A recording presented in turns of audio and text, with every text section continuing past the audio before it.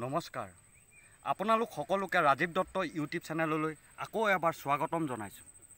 বন্ধুসকল, a child, a teacher, a book and a pen can change the world.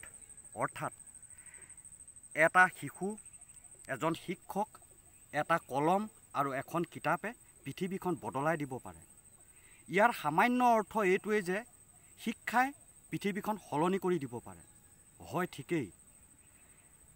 আমাক শিক্ষাই জ্ঞানী, গতিশীল আৰু গ্ৰহণযোগ্য কৰি তোলে।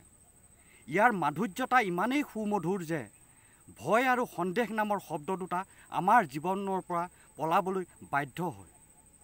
কিন্তু প্ৰশ্ন হয়, আমি যি শিক্ষা গ্ৰহণ কৰিছোঁ বা যি শিক্ষাৰে শিক্ষিত হৈছোঁ সেয়া প্ৰকৃত শিক্ষা হয়নে?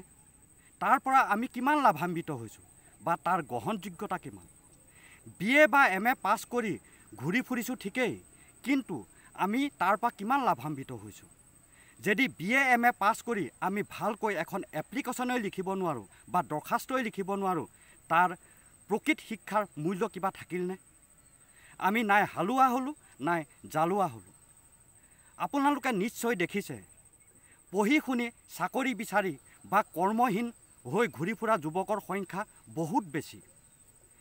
যি শিক্ষাই মানুহক কৰ্মবিমুখ কৰি তোলে সেয়া প্ৰকৃত শিক্ষা হ'ল জানো?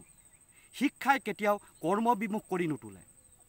আৰু এটা কথা লক্ষ্য কৰিছেনে যে আজিকালি শিক্ষিত লোকৰ সংখ্যা অতিকৈ বাঢ়ি গৈছে, কিন্তু পৰিমাণটো বাঢ়িছে ঠিকেই, কিন্তু গুণগতভাৱে কিমান শিক্ষিত সেইটোহে ডাঙৰ প্ৰশ্ন। The question is not about quantity, the question is about quality. চাকৰিৰ কাৰণেই পঢ়িছোঁ এই মনোভাৱেৰে যদি আমি শিক্ষা গ্ৰহণ কৰোঁ সেয়া প্ৰকৃত শিক্ষা কেতিয়াও হ'ব নোৱাৰে।